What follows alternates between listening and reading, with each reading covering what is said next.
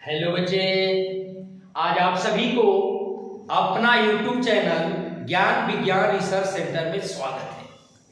आज हम लोग भौतिक विज्ञान में एक बहुत ही महत्वपूर्ण प्रश्न को जानेंगे। वह होगा ऊर्जा से, एनर्जी से। तो देखिए, हमने प्रश्न लिया है ऊर्जा संरक्षण का सिद्धांत। ऊर्जा संरक्षण का सिद्धांत किसे कहते हैं? और फिर इसी में प्रश्न है कि सिद्ध करना है कि स्वतंत्र रूप से गिरता हुआ वस्तु ऊर्जा संरक्षण सिद्धांत का पालन करता है। तो आइए हम बिल्कुल सरलता से जानेंगे कि ऊर्जा संरक्षण का सिद्धांत क्या है।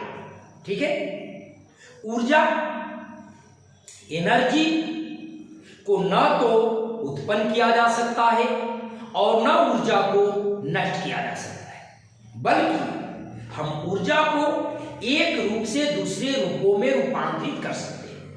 ऊर्जा को न तो नष्ट कर सकते और न प्राप्त कर सकते, बल्कि ऊर्जा को एक रूप से दूसरे रूपों में रूपांतरण किया जा सकता है।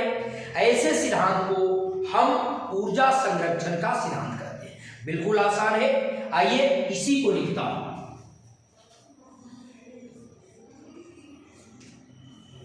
ऊर्जा को न तो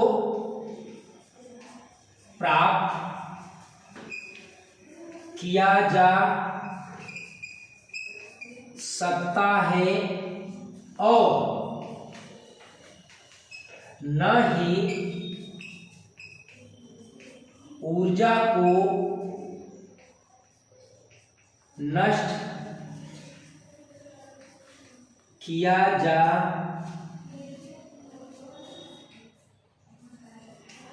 सकता है, बल्कि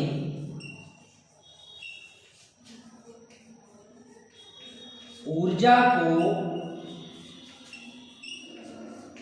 एक रूप से दूसरे रूप में रूपांतरित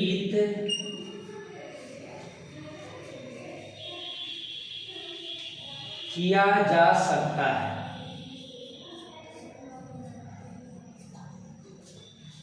इसे ऊर्जा संरक्षण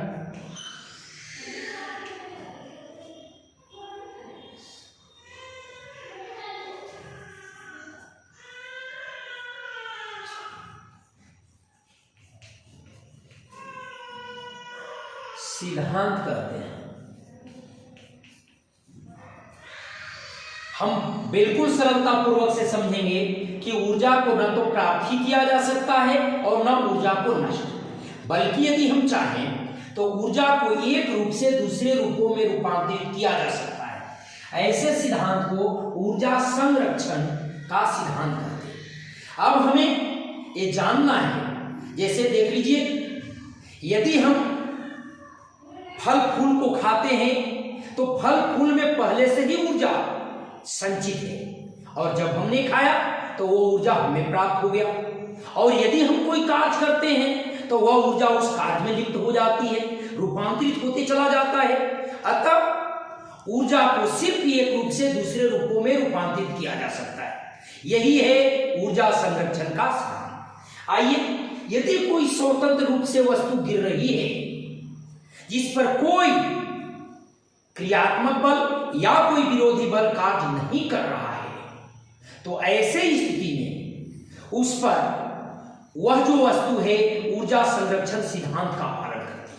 वो कैसे?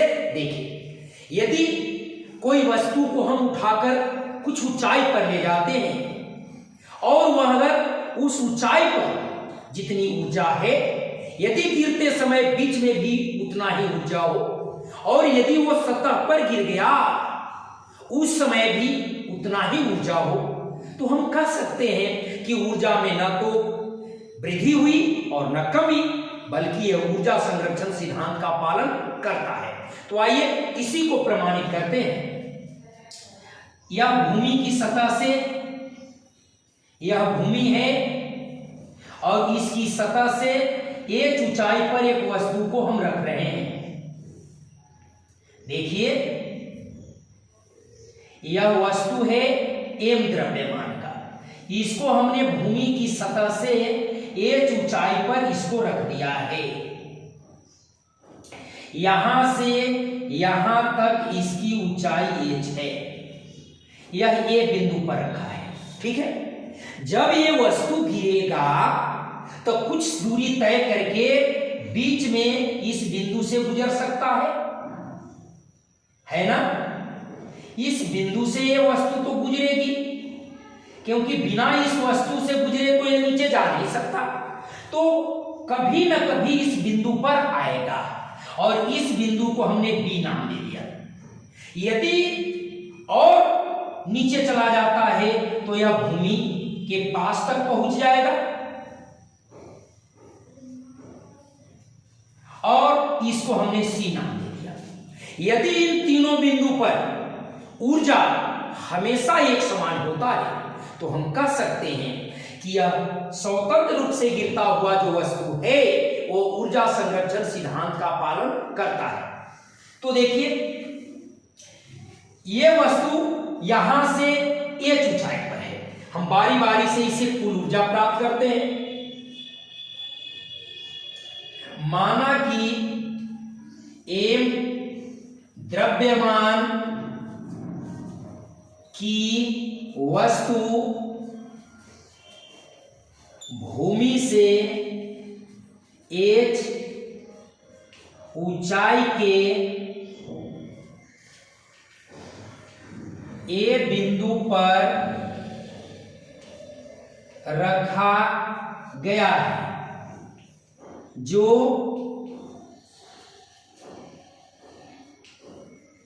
गिरते हुए B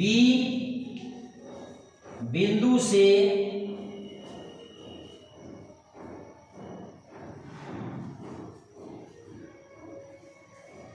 गुजरती हुई C पर पहुंचती है।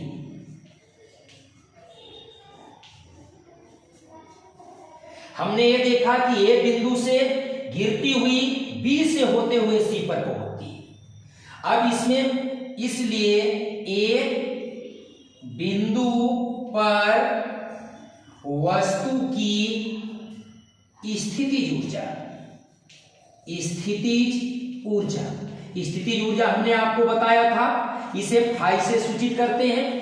किसी वस्तु के आकार या स्थिति में परिवर्तन के कारण जो कार्य करने की क्षमता होती है वह स्थितिज ऊर्जा है। तो इस वस्तु को यहां पर उठाकर ले गया है, तो यहां पर ले जाने में जो कार्य करने की क्षमता हो जाएगी वह स्थितिज ऊर्जा होगा। स्थितिज ऊर्जा को फाई से सूचित करते हैं। h ऊंचाई पर है इसलिए mgh होगा।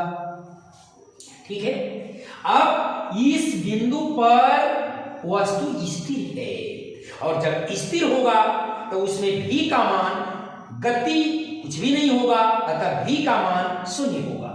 अब यहां पर लिखेंगे A बिंदु पर वस्तु स्थिर है, इसलिए हम लिख सकते हैं v बराबर 0। इसलिए A बिंदु पर गतिज ऊर्जा को हम लोग ke से सूचित करते हैं। ये हो जाएगा हाफ mv² और यहाँ v के जगह पर 0 है, अतः ke बराबर 1/2m 0 का स्क्वायर अर्थात 0 गुना करेंगे तो कुल 0। काइनेटिक एनर्जी 0 हो गया, पर स्थितिज ऊर्जा पोटेंशियल एनर्जी mgh है। इसलिए A बिंदु पर कुल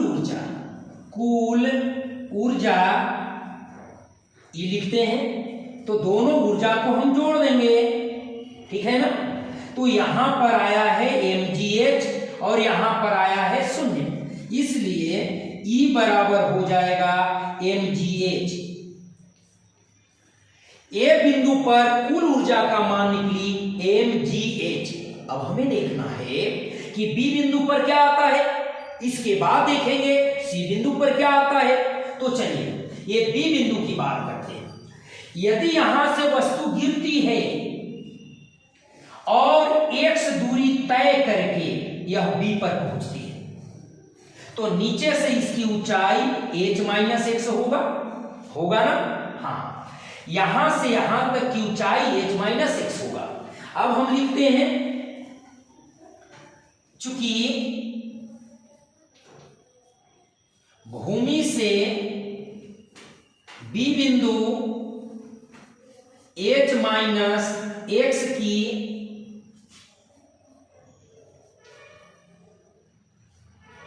ऊंचाई पर स्थित है या ऊंचाई पर है, इसलिए B बिंदु पर वस्तु की स्थितिज ऊर्जा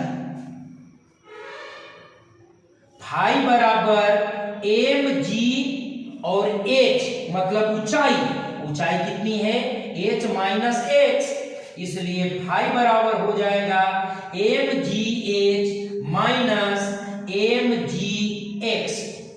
यहां तक हमने आपको ये प्राप्त किया स्थितिज ऊर्जा। आपको समझ में आई है? ओके। हाँ, अभी आपने देखा कि बी बिंदु पर वस्तु की स्थितिज ऊर्जा फाई बराबर हमें प्राप्त हुआ है mgh माइनस mgx। अब हमें देखना है कि बी बिंदु पर गतिज ऊर्जा क्या होगी। तो गतिज ऊर्जा के लिए हम देखते हैं कि जब यह गिर रहा है तो बी बिंदु पर इसका वेग क्या होगा। तो आइए देखते हैं बी बिंदु पर वेग।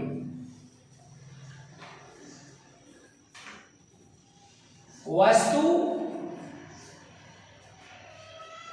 ए बिंदु से गिरती हुई x दूरी तय करके B पर पहुंचती है, इसलिए शुरू में तो इसका वेग जो है वह 0 हो जाएगा और भी इसका वेग अंतिम वेग भी ही होगा, और यह इस रूप में गिर रहा है इसलिए a के जगह पर तो g होगा, और h के जगह पर इन्होंने दूरी तय किया है वो x है। दूरी जो तय किया है तो s बराबर हम लिख देंगे x। अब हम जानते हैं कि चूंकि v स्क्वायर बराबर u स्क्वायर प्लस 2as होता है। अब इसको यदि हम बैठाएंगे, नहीं तो डायरेक्ट लिख सकते हैं 2gh। तो इसमें देखिए यह v के जगह पर तो v है, u के जगह पर तो 0 है, प्लस 2। अब ये पृथ्वी की ओर गिर रहा है तो पॉजिटिवली होगा 2gh। अब इसको लेकिन h के जगह पर जो दूरी तय की है वो x है, इसलिए x लिख देंगे।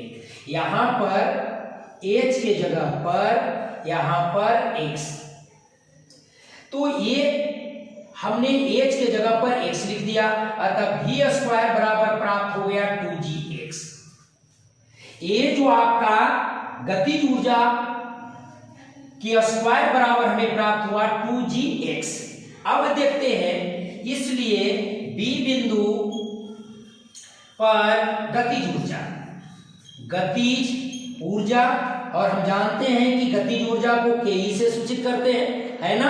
हाँ, 1/2m v स्क्वायर, तो यहां पर लिख सकते हैं 1/2m और इसके जगह पर 2gx।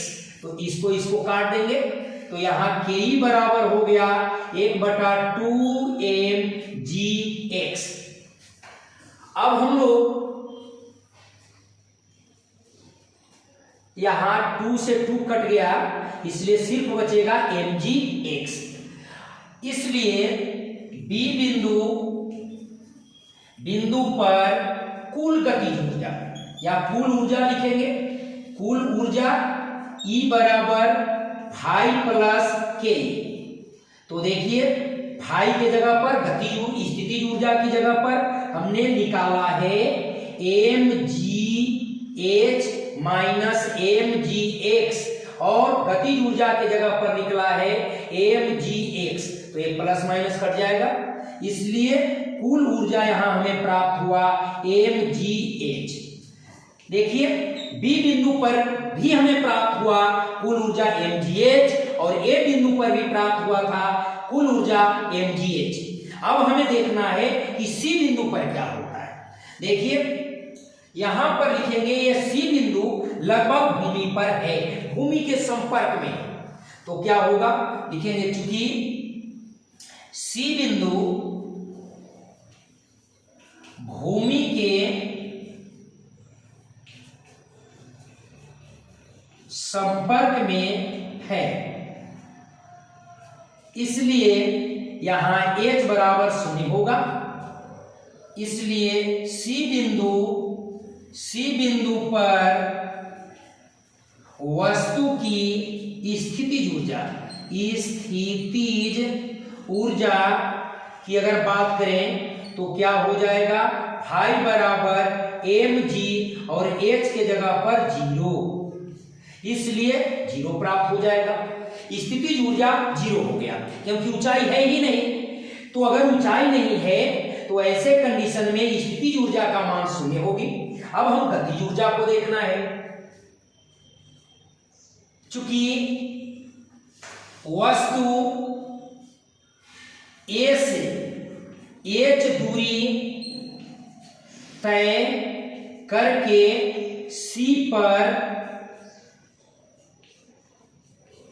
पहुंचती है,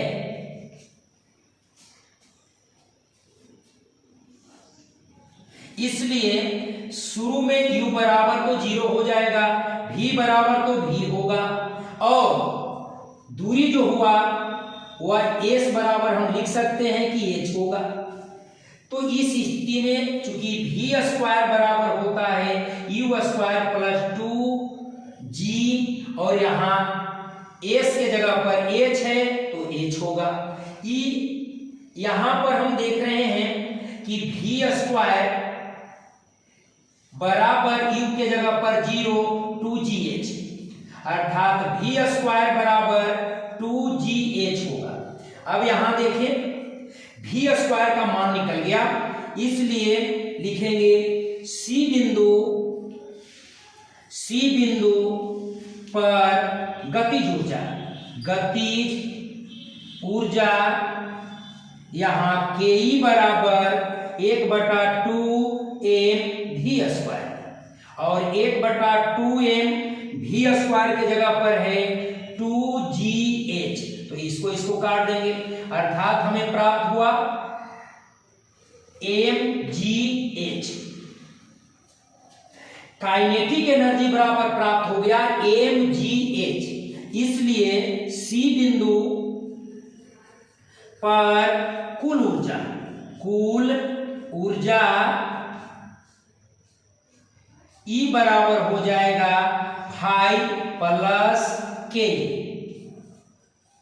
तो E बराबर m यहां 0 है और यहां mgh है, मतलब इस बिंदु पर भी प्राप्त हो गया कुल ऊर्जा mgh, इसलिए हम लिख सकते हैं हमने देखा कि ये बिंदु पर भी कुल ऊर्जा का मान mgh आया है, बी बिंदु पर भी कुल ऊर्जा का मान mgh आया है और सी बिंदु पर भी कुल ऊर्जा का मान mgh आया है, इसलिए हम लिख सकते हैं कि स्वतंत्र रूप से गिरता हुआ वस्तु